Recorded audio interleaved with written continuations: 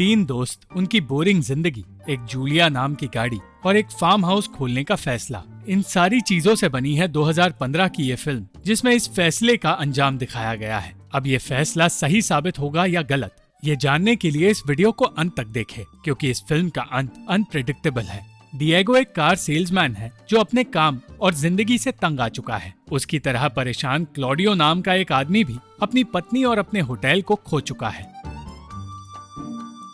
और तीसरा आदमी फाउस्तो रईस होने का दिखावा तो करता है, मगर हर कोई जानता है कि वो कर्ज में डूबा हुआ है और उसके पास पैसे लौटाने के लिए सिर्फ एक हफ्ता बचा है। ये तीनों लोग एक दूसरे को जानते नहीं थे, मगर उनकी फूटी किस्मत उन्हें जल्द ही एक दूसरे के सामने लाने वाली है। डिएगो के पिता जानते थे कि वो सालों से इस जिंदगी से निकलकर एक फार्म हाउस खरीदने के सपने देख रहा है, मगर वो कोई भी काम करने से डरता है। इसलिए वो चाहते थे कि उनकी मौत से पहले उनका निकम्मा बेटा जिंदगी में एक ढंग की चीज कर ले। अपने पिता की कही बात मानकर जिंदगी में पहली बार हिम्मत जुटाकर डिएगो ने उस फार्म हाउस को खरीदने का फैसला किया और तब उसकी मुलाकात फाउस्तो और क्लॉडियो से हुई, जो उसी फार्म हाउस को खरीदना चाहते थे। उस पुराने टूटे फूटे घर को देखकर वो तीनों हैरान थे, क्योंकि ना तो उस इलाके में कोई और घर था और ना ही ब्रोकर उस घर के बारे में ठीक से कुछ जानता था। इतना ही नहीं, उस ब्रोकर ने घर की जो कीमत मैगजीन में छापी थी, अब वो उस कीमत से ज्यादा पैसे मांगने लगा। इस बारे में बातें करते हुए उन तीनों मर्दों को एहसास हुआ कि वो एक जैसे हैं। ना तो वो अपनी जिंदगी से खुश है और ना ही उनके पास बहुत सारे पैसे हैं। इसलिए एक दूसरे के नंबर्स लेकर वो वहाँ से निकल गए।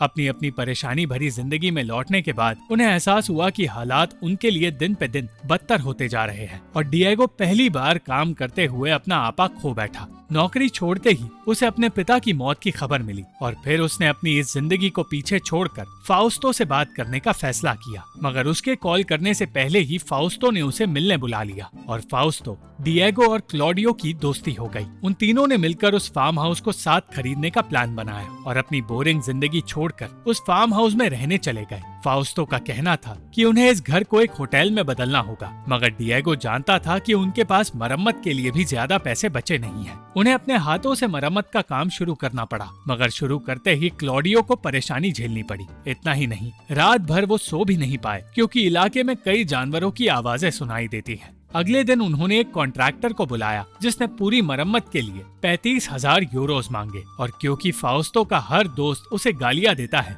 इसलिए उन्हें इस काम के लिए कोई और मिला भी नहीं। ना चाहते हुए भी उन्हें 35,000 यूरोज देने पड़ रहे थे और किसी तरह पानी का पंप ठीक करने के लिए उन्हें अबू नाम के एक आदमी से मदद मिल गई, जो उसी इलाके में काम करता है। मेहनत करते हुए अचानक उन्हें रुकना पड़ा, क्योंकि सर्जियो नाम का आदमी फाउस्तो से अपने पैसे लेने वहां आ पहुंचा और उससे बचने के लिए फाउस्तो को उसे फार्म हाउस का पार्टनर बनाना पड़ गया। सर्जियो का कहना था कि जो काम वो खुद कर सकते हैं, उसके लिए उन्हें मजदूरों को 35,000 यूरोज देने की जरूरत नहीं है। और देखते ही देखते सर्जियो उन सब के साथ मिलकर किसी आर्मी मेजर की तरह घर का सारा काम करने लगा। पूरा काम होने के बाद अब वो ये सोचने लगे कि इस होटल के लिए उन्हें कितने लोगों को काम पर रखना होगा। और उसी वक्त एक ऐसा आदमी वहाँ आया जिसकी गाड़ी का रेडियो अपने आप चलने लगता है। वो आदमी एक तरह से सलाह देने के बहाने उन चारों को धमकाने आया था। कोई नहीं जानता था कि वो आदमी है कौन, मगर उसका कहना था कि वो बुरे लोगों से बचाने के लिए उन्हें प्रोटेक्शन दे सकता है। और वो सब समझ गए कि वो माफिया का आदमी है।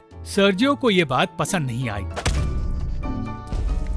और उसने उस आदमी को मारकर उसे बेहोश कर दिया। सर्जियो की इस हरकत ने बाकी तीनों दोस्तों को डरा दिया, क्योंकि वो समझ गए थे कि वो अनजान आदमी खतरनाक हो सकता है। मगर डरने के बजाय सर्जियो ने उस आदमी को बंदी बनाकर छुपा कर रखने का फैसला किया। उसे एक ऐसे कमरे में बंद कर दिया गया जहां वो चिल्लाता रहे तो भी किसी को उसकी आवाज सुनाई नहीं देगी। इसके बाद उन्होंने उसकी गाड़ी को ठिकाने लगाना शुरू किया। इस काम में अबू भी उनकी मदद करने लगा, क्योंकि उसने और उसके साथियों ने सब कुछ देख लिया था। दिन भर गड्ढा खोदकर उन्होंने गाड़ी को पूल एरिया में दफना दिया, मगर दफनाते ही उन्हें पता चला कि वो गाड़ी से चाबी निकालना भूल गए और अब गाड़ी का रेडियो तब तक बंद नहीं होने वाला जब तक गाड़ी की बैटरी खत्म न हो जाए। क्लॉडियो बुरी तरह डर गया, क्योंकि लोग जान जाएंगे कि एक क्रिमिनल को बंदी बनाकर रखा गया है। मगर जूलिया नाम की इस पुरानी और छोटी सी गाड़ी में आने वाला क्रिमिनल आखिर कितना ही खतरनाक होगा, यही सोचकर वो लोग थोड़े शांत हुए। मगर क्लॉडियो बार बार डर के मारे बेहोश होता रहा। अब वो लोग ना तो पुलिस के पास जा सकते थे और ना ही ये घर छोड़कर भाग सकते थे। हालात तब बिगड़े जब दो लड़के वीतो नाम के आदमी के बारे में पूछते हुए वहाँ आ पहुँचे। वीतो वही आदमी था जो जूलिया लेकर वहाँ आया था। एक बार के लिए उन्होंने उन लड़कों से तो पीछा छुड़ा लिया, मगर वो समझ गए कि बार बार लोग वीतो को ढूंढते हुए वहाँ आने वाले हैं। सर्जियो ने बिना डरे वीतो से कह दिया कि वो सिर्फ अपना बिजनेस चलाना चाहता है और माफिया की दखल अंदाजी नहीं चाहता। कुछ देर बाद एलिसा नाम की वो लड़की वहाँ आई जिसे क्लॉडियो ने नौकरी पर रखने के लिए वहाँ बुलाया था। एलिसा को भी रेडियो की आवाज सुनाई दी, मगर वो समझ नहीं पाई कि आवाज जमीन के नीचे से आ रही है। उन सबको किसी भी हाल में एलिसा से पीछा छुड़ाना था, मगर जब उन्हें पता चला कि वो घर की साफ सफाई से लेकर बाजार आने जाने का सारा काम करेगी, तो वो उसे वहाँ से भगा नहीं पाए। दोनों लड़के फिर से वहाँ आए और अब वो दोनों वीतो की तरह प्रोटेक्शन के पैसे मांगने लगे। सर्जियो ने उन दोनों को भी नहीं बख्शा, मगर उनमें से एक लड़का वहाँ से भाग निकलने में कामयाब हुआ। चारों दोस्त आने वाली मुसीबत के बारे में सोच रहे थे,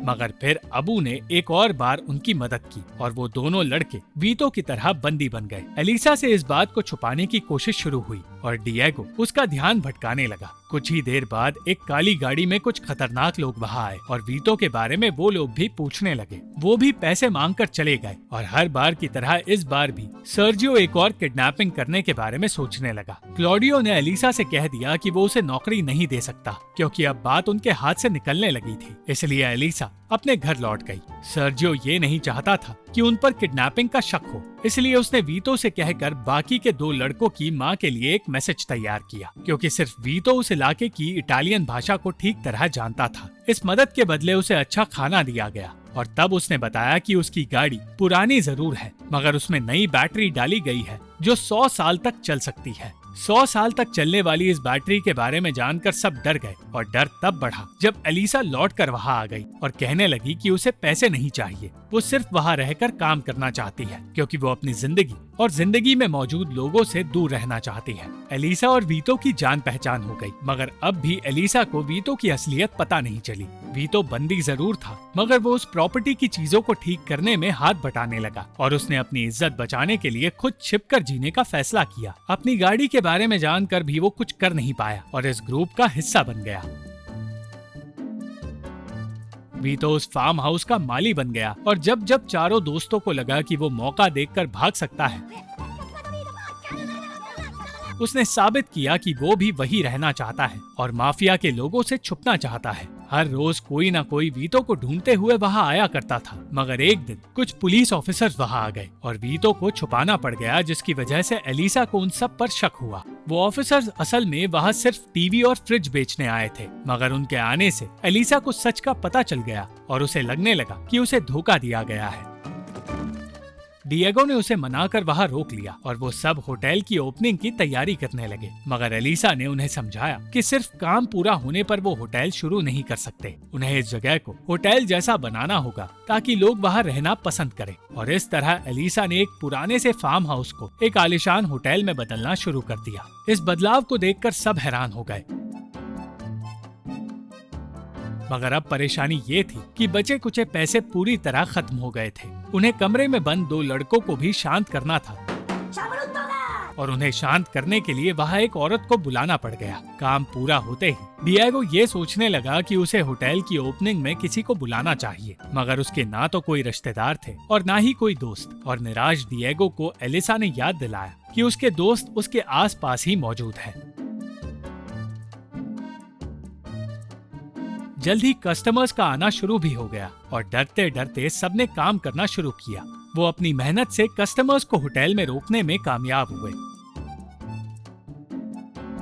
इसी के साथ डिएगो ने जूलिया से आ रहे गाने की आवाज को एक लेजेंड में बदल दिया। उसने कस्टमर्स को बताया कि इस होटल के नीचे एक म्यूजिशियन को दफनाया गया था और उस म्यूजिशियन का नाम जूलिया था, इसलिए उस जगह पर गाने की आवाज सुनाई देती है। एक नकली कहानी तैयार करके डिएगो ने उस होटल को मशहूर बना दिया और जूलिया की ये कहानी धीरे धीरे पूरे इटली में फैलने लगी। अब उन सबको माफिया को सिर्फ प्रोटेक्शन के पैसे देने थे और किसी चमत्कार की तरह जूलिया की कहानी सुनकर बहुत सारे लोगों ने उनके होटल में रहने के लिए कमरे बुक कर लिए।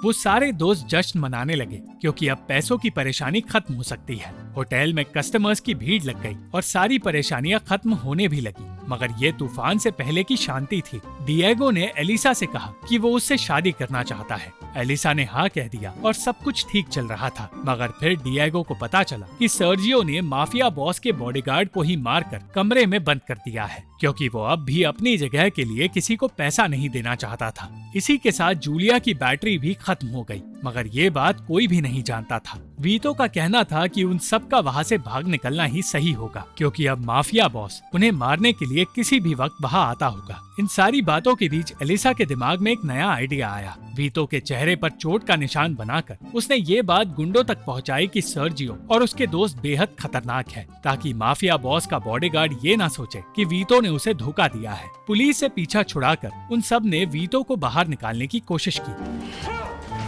मगर डिएगो ही कमरे में फंस गया। सर्जियो अब भी पीछे हटने के लिए तैयार नहीं था, मगर डिएगो की जान बचाने के लिए उसे हार माननी पड़ी। वीतो ने नाटक करके उन सबको बचा लिया और उस पे भरोसा करके गुंडे वहाँ से ये कहकर चले गए कि अगली सुबह पूरी गैंग वहाँ आकर उन सब लोगों को मार देगी। उन सब के पास सिर्फ एक रात का वक्त था जिसमें वो बचकर वहाँ से भाग सकते थे, मगर उन्हें पता चला कि उनकी गाड़ी के टायर्स को पंक्चर कर दिया गया है। ऐसे वक्त में जूलिया काम आई और वो सब के सब गड्ढा खोदकर जूलिया को बाहर निकालने लगे। बैटरी खत्म होने के बावजूद जूलिया उनके काम आई, क्योंकि दूसरी गाड़ी की बैटरी का इस्तेमाल किया जा सकता था। अब्बू और वीतो की वजह से वो चारों दोस्त और एलिसा जिंदा बचकर निकल पाए, मगर जाने से पहले उन्हें वीतो को चोट पहुंचानी पड़ी। अपने सपनों को और अपने होटल को हमेशा के लिए पीछे छोड़कर सारे दोस्तों को अपने शहर लौटना पड़ रहा था, मगर इस मुसीबत की वजह से उन सबको एक परिवार मिल गया। इसलिए खुशी खुशी वो सब अपने नए परिवार और जूलिया के साथ एक नए एडवेंचर के लिए तैयार हो गए। Thank you for watching this video. अगर आपको ये वीडियो पसंद आई तो इस वीडियो को लाइक, शेयर और इस वीडियो पर कमेंट जरूर करें और इस चैनल को सब्सक्राइब करना मत भूलना।